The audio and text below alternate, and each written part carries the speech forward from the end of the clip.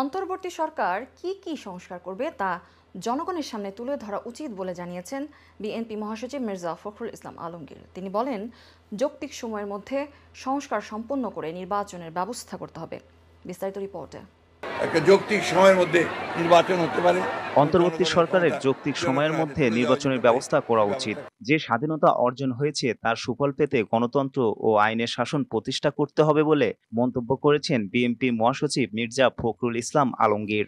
সোমবার মহিলা দলের প্রতিষ্ঠাবার্ষিকী উপলক্ষে জিয়াউর রহমান মাজারে পুষ্পস্তবক অর্পণ শেষে মির্জা ফখরুল একথা বলেন। এ সময় তিনি বলেন, অন্তর্বর্তী সরকার কি সংস্কার করবে তা জনগণের সামনে তুলে ধরা উচিত।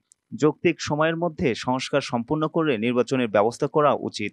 মির্জা ফখরুল অভিযোগ করে বলেন, ভারত সবসময় একটা প্রভুত্ব রাজনীতিকরা এই দেশগুলোর সঙ্গে করেছে।